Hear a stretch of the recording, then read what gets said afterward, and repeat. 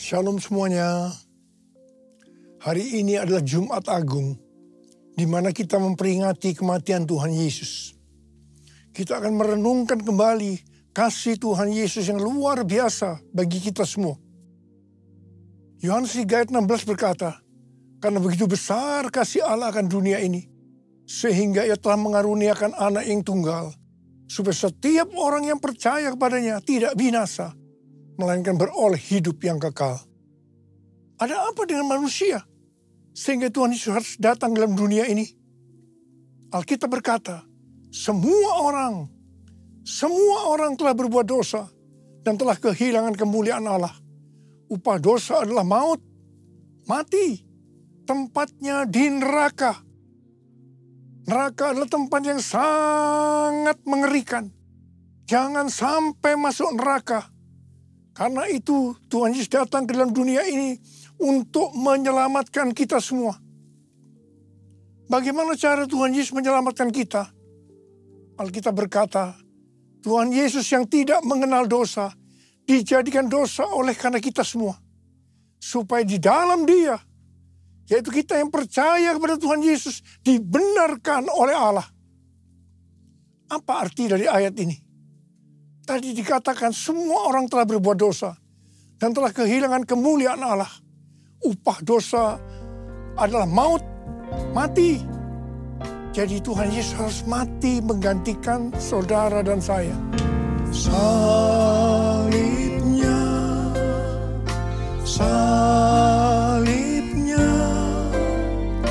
selamanya mulia.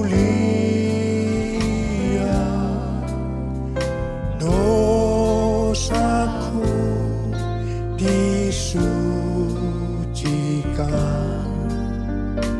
oleh darah Yesus. Kalau kita melihat cara mati Tuhan Yesus, saya katakan sangat-sangat tidak manusiawi. Alkitab menuliskan ada 10 tahap penderitaan Tuhan Yesus. Dari Taman Getsemani sampai Golgota. Sangat mengerikan. Tahap yang pertama, ketika berada di Taman Getsemani, Tuhan Yesus berdoa kepada Bapa dalam keadaan ketakutan. Sampai peluhnya seperti tetes-tetes darah yang jatuh ke tanah. Pada saat itu seorang malaikat turun untuk menguatkan Tuhan Yesus. Tuhan Yesus berdoa kepada Bapa, "Ya Bapakku, jikalau sekiranya mungkin, biarlah cawan ini lalu daripadaku. Tetapi jangan seperti yang ku kehendaki, melainkan seperti yang kau kehendaki." Tuhan Yesus berdoa 3 kali kepada Bapa, tapi Bapa tidak menjawab. Di sini Tuhan Yesus tahu bahwa Dia harus mengalami penderitaan ini. Di sini Tuhan Yesus mengajar kepada kita bahwa di dalam doa kita boleh menawar, tapi jangan memaksakan kehendak. Bagi yang sekarang dalam keadaan ketakutan, kita harus ingat bahwa Tuhan Yesus pernah mengalami ketakutan untuk menebus dosa kita semua.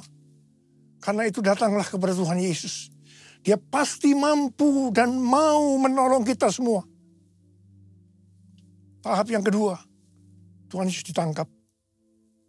Jadi dituduh dengan bermacam-macam tuduhan.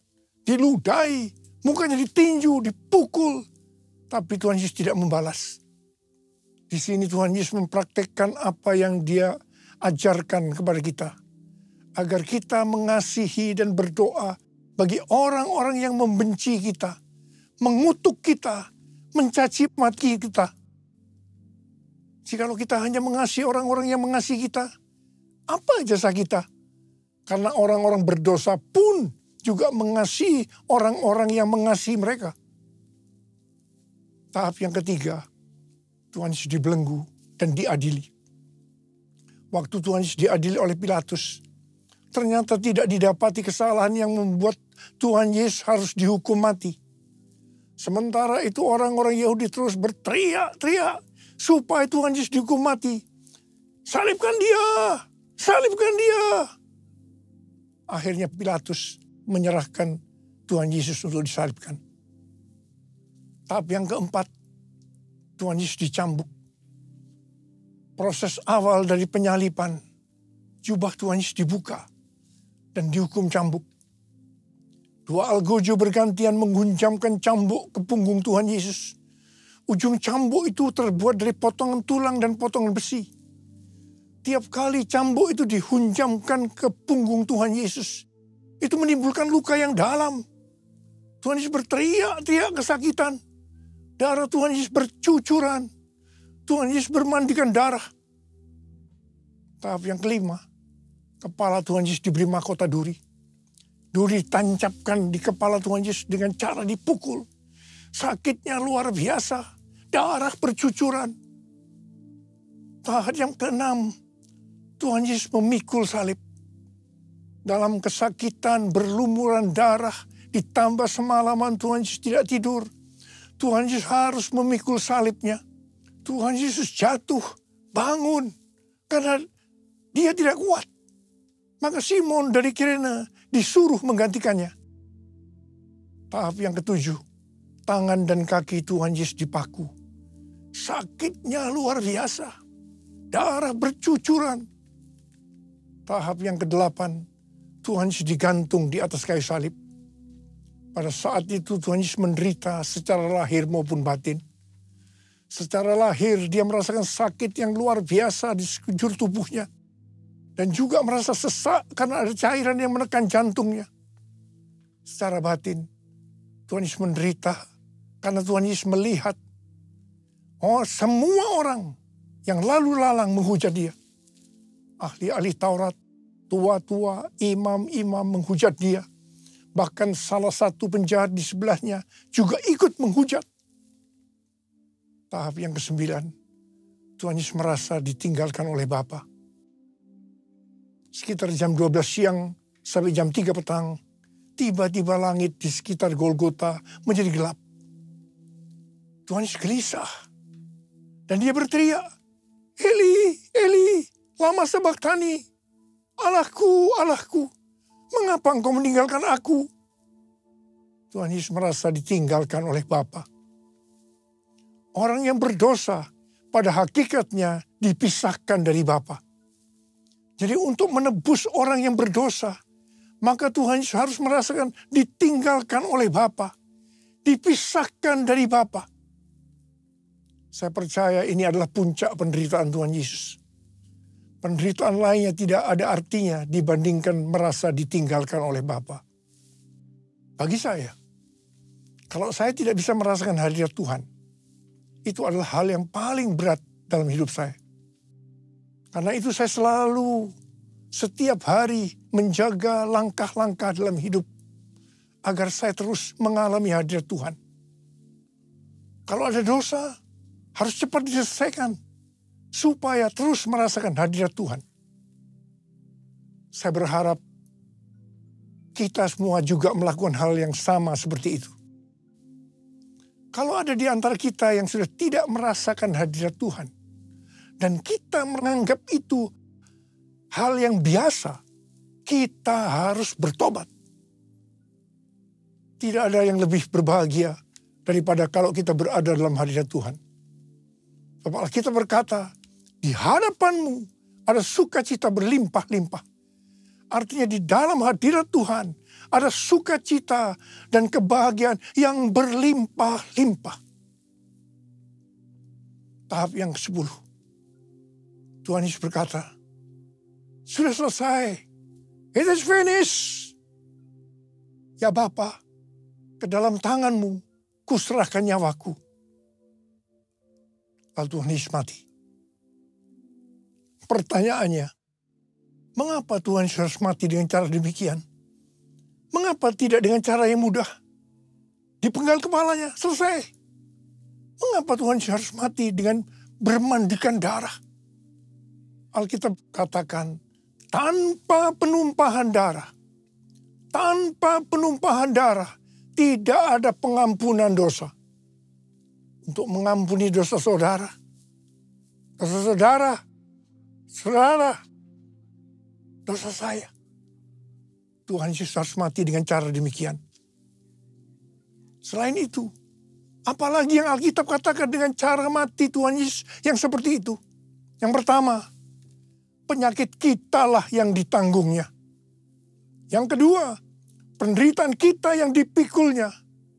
Dan oleh bilur-bilurnya kita disembuhkan.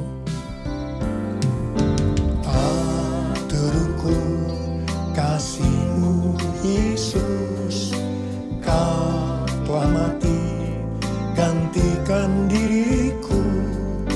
Kau curahkan darah-Mu untuk tebus dosaku. Layaklah Kau Tuhan dipuji dan disembah dengan segenap hatiku.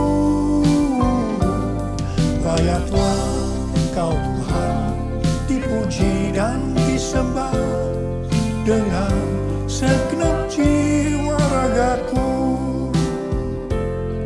Dengan segenap jiwa ragaku.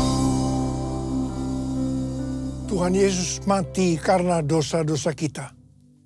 Dia dikuburkan, tapi pada hari yang ketiga Dia dibangkitkan. Haleluya! Tuhan Yesus tidak selamanya mati, tapi pada hari yang ketiga Tuhan Yesus dibangkitkan. Apa yang Alkitab katakan kalau sampai Tuhan Yesus tidak bangkit? Yang pertama, sia-sialah pemberitaan firman Tuhan. Saya di sini memberitakan firman Tuhan, tidak ada artinya, sia-sia. Tetapi puji Tuhan, Tuhan Yesus hidup.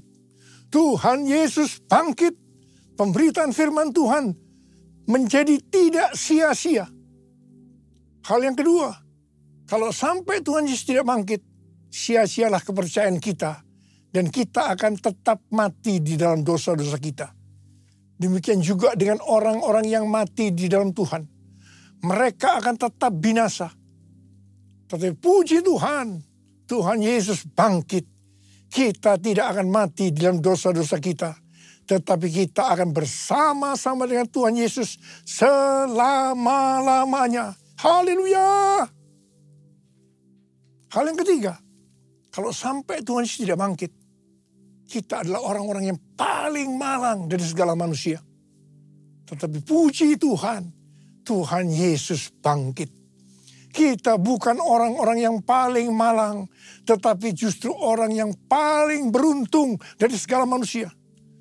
Ada berapa banyak orang-orang yang paling beruntung dari segala manusia? Boleh angkat tangan kita.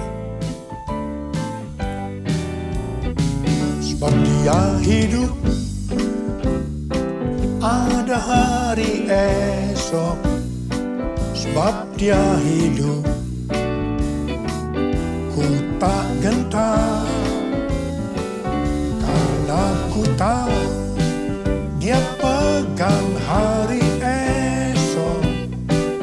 Hidup jadi berarti sebab Dia hidup. Hidup jadi berarti sebab Dia hidup. Hidup jadi berarti sebab Yesus hidup. Karena Tuhan Yesus hidup, maka ada hari esok. Karena Tuhan Yesus yang pegang hari esok saudara dan saya, Dia hidup. Dia berkata kepada kita semua, jangan kamu khawatir. Jangan kamu khawatir apa yang akan kamu makan, apa yang akan kamu minum, apa yang akan kamu pakai. Semua itu dicari oleh bangsa-bangsa yang tidak mengenal Allah. Tetapi Bapamu di sorga tahu, kamu memerlukan semuanya itu. Karena itu, carilah dulu kerajaan Allah dan kebenarannya. Maka semuanya, apa yang saya butuhkan? Apa yang saya butuhkan akan ditambahkan kepadamu. Yang percaya katakan, amin. Karena Tuhan Yesus hidup, maka mujizat-mujizat yang dilakukan oleh Tuhan Yesus masih ada sampai dengan hari ini. Orang buta melihat, orang lumpuh berjalan, orang tuli mendengar, orang mati dibangkitkan, orang kusta menjadi tahir, dan kepada orang-orang miskin diberitakan kabar baik. Karena Tuhan Yesus hidup, maka tema yang Tuhan berikan untuk tahun 2025 adalah bahwa tahun 2025 adalah tahun penuaian. The year of harvest. The year of harvest. Tahun 2025 adalah tahun penuaian jiwa-jiwa yang besar. Dan yang terakhir sebelum Tuhan Yesus datang kembali. Roh Kudus Pentakosta ketiga sedang bergerak ke seluruh dunia. Harvest now. Jesus for everyone. Jesus for everyone. Jesus for everyone. Jesus for everyone. Jesus for everyone. Jesus for everyone. Jesus for everyone. Hari-hari ini Tuhan selalu mengingatkan kepada kita tentang tahun 2033. Banyak organisasi-organisasi Kristen, aliran-aliran kekristenan yang sepakat bahwa target untuk menyelesaikan amanat agung adalah tahun 2033. Sesuai dengan Matius 24 ayat 14 yang mengatakan, kalau Injil Kerajaan ini sudah diberitakan di seluruh dunia, menjadi kesaksian bagi semua bangsa. Dengan kata lain, kalau amanat agung sudah selesai, baru setelah itu tiba kesudahannya. Baru setelah itu Tuhan Yesus datang kembali. Kata baru sesudah itu, tidak ada seorang pun yang tahu itu kapan. Bisa 1 hari, 1 minggu, 1 tahun, yang jelas tidak akan lama. Sebab Tuhan Yesus berkata, aku datang segera. 1 Petrus 4 ayat 7 berkata, kesudahan segala sesuatu sudah dekat. Karena itu kuasailah dirimu dan waspadalah supaya kamu dapat berdoa. Jadi dalam menunggu kedatangan Tuhan Yesus kedua kalinya yang sudah semakin dekat, kita harus banyak berdoa, memuji, dan menyembah Tuhan dalam unity siang dan malam. Untuk itu kita harus menguasai diri kita. Dan selalu waspada, artinya berjaga-jaga. Syarat utama untuk menyelesaikan amanat agung adalah kolaborasi antar gereja-gereja Tuhan. Untuk itu gereja Tuhan harus unity. Jangan saling menyakiti satu sama lain. Perlu ada kerendahan hati. Jangan memikirkan kepentingannya sendiri saja. Tetapi kepentingan orang lain juga harus diperhatikan. Semangat untuk mencari jiwa atau penginjilan dari anak-anak muda hari-hari ini harus diarahkan yang benar. Bukan diarahkan menginjil di gerejanya orang lain dengan cara yang tidak beretika. Ingat, iblis kalau tidak bisa menghambat penuaian jiwa, dia justru akan mendorong supaya penuaian jiwa terjadi dengan cara-cara yang tidak beretika, supaya terjadi kekacauan, sehingga kolaborasi tidak terjadi. Akibatnya akan menghambat penyelesaian amanat agung. Motivasi dalam penuaian jiwa harus jelas bahwa itu untuk menyelesaikan amanat agung. Sebab Tuhan Yesus akan datang segera. Motivasinya bukan supaya gereja saya kelihatan hebat, paling benar, terkenal.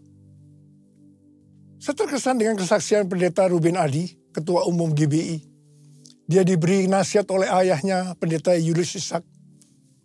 Jangan berusaha jadi pendeta yang terkenal, tapi jadilah pendeta yang masuk surga. Amin. Di mana doa pelayanan Jumat kita, banyak dari sinode-sinode lain yang datang. Saya selalu mengatakan bahwa saya tidak akan mengGBI-kan Anda. Anda tetap di sinode masing-masing. Dan mari kita berkolaborasi untuk menyelesaikan amanat agung. Satukan kami ya Tuhan bersama dengan tali yang tak putus. Satukan kami ya Tuhan bersama dengan kasih sempurna.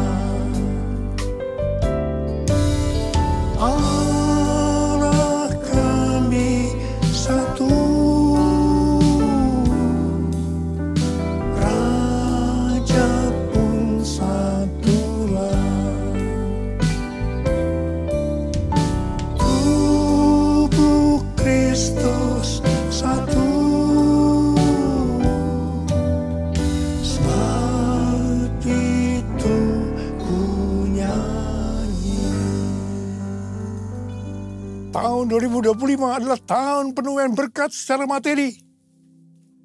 Pesan Tuhan yang sangat kuat kepada kita untuk mengalami penuaian berkat secara materi, yaitu kita harus memberikan persepuluhan.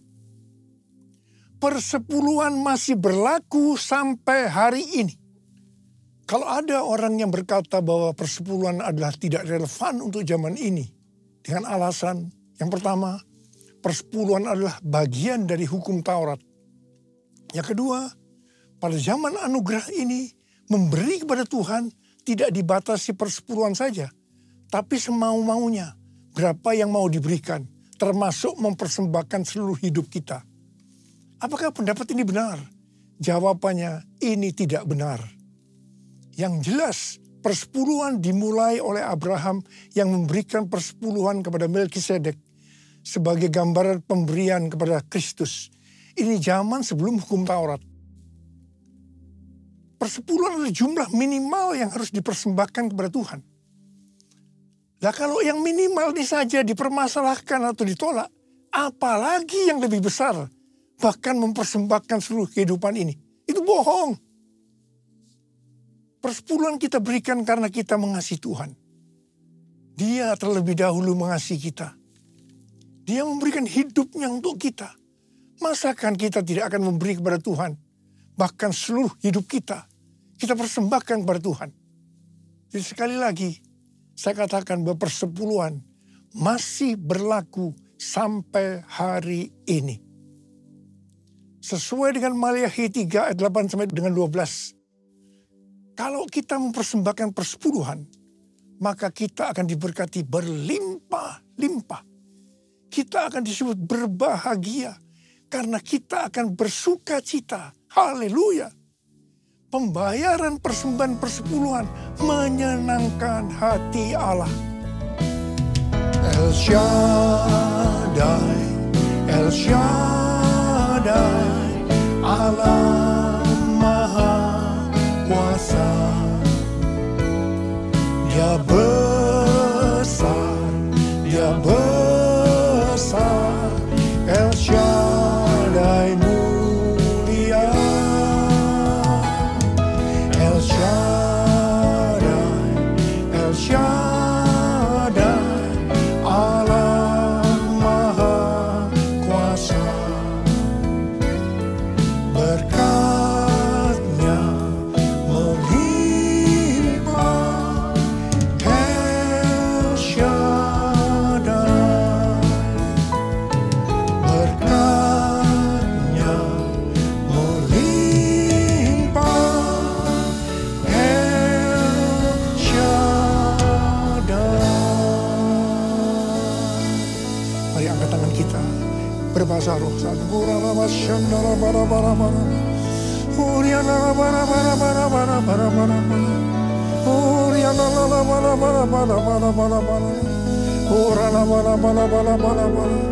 Tuhan, memasuki tahun 2025, tahun yang sulit ini Tuhan. Hamba-Mu tahu berkat-Mu melimpah buat anak-anak-Mu. Mereka yang memberikan persepuluhan akan Tuhan berkati berlimpah, limpah, limpah. Terima, terima, terima, terima, terima, terima, terima. Tuhan, makasih Tuhan. Terima kasih, terima kasih, terima kasih, terima kasih. Terima kasih, terima kasih Bapak. Terima kasih. Dalam nama Yesus, haleluya. Amin.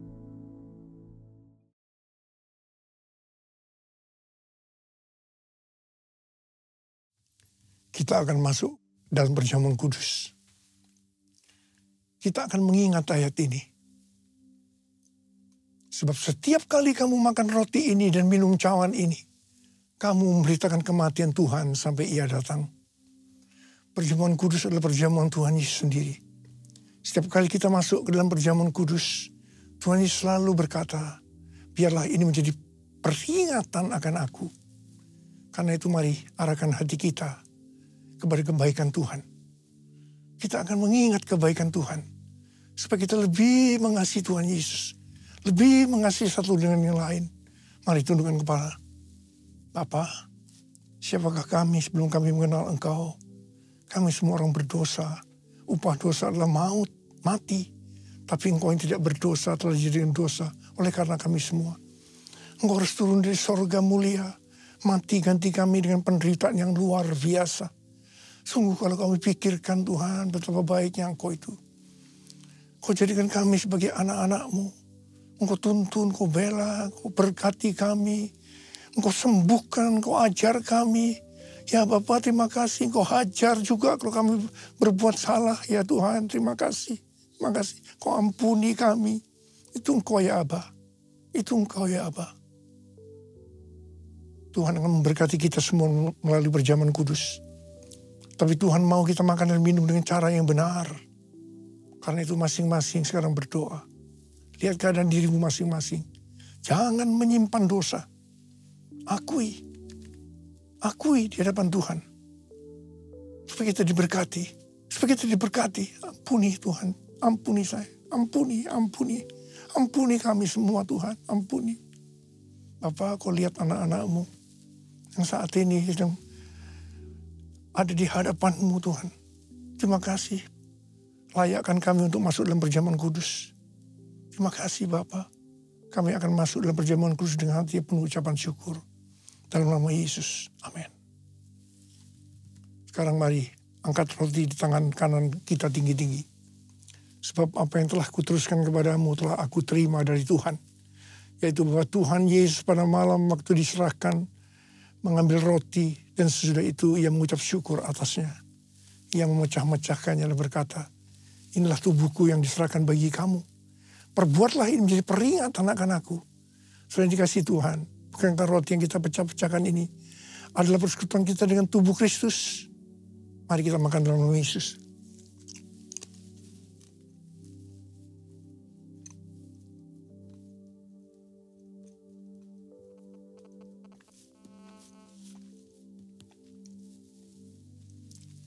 Angkat cawan di tangan kanan kita tinggi-tinggi. Demikian juga ia mengambil cawan sesudah makan lalu berkata, cawan ini adalah perjanjian baru yang dimeteraikan oleh darahku. Perbuatlah ini setiap kali kamu meminumnya menjadi peringatan akan aku. Selain kasih Tuhan, bukankah cawan pengucapan syukur yang atasnya kita ucapkan syukur adalah persekutuan kita dengan darah Yesus. Mari kita minum dalam nama Yesus.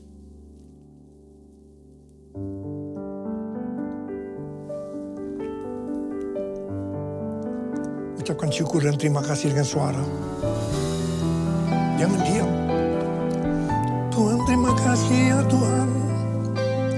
Tuhan terima kasih Tuhan. Tuhan terima kasih. Terima kasih ya Tuhan. Terima kasih.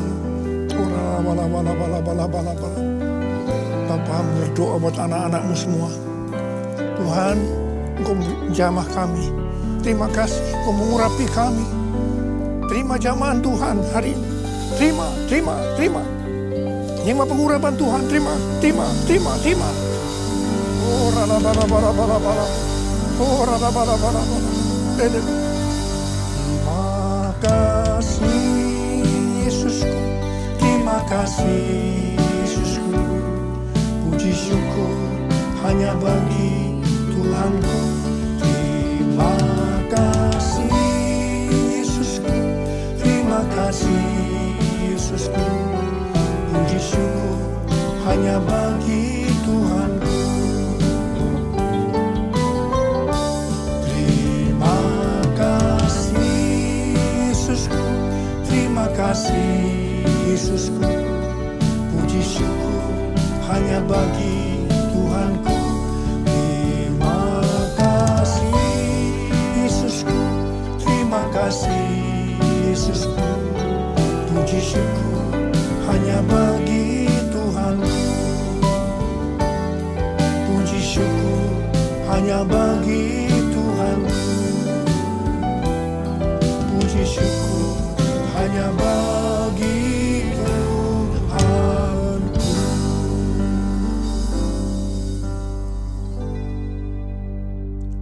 Sekarang terimalah berkat Tuhan. Kasih karunia berlimpah-limpah daripada Allah Bapa dalam Anak yang tunggal Yesus Kristus. Persekutuan yang manis dengan Roh Kudus menyertai kita semua mulai hari ini sampai Tuhan datang menjemput kita di awan-awan dan bahkan sampai selama-lamanya. Yang percaya bersama-sama katakan, amin.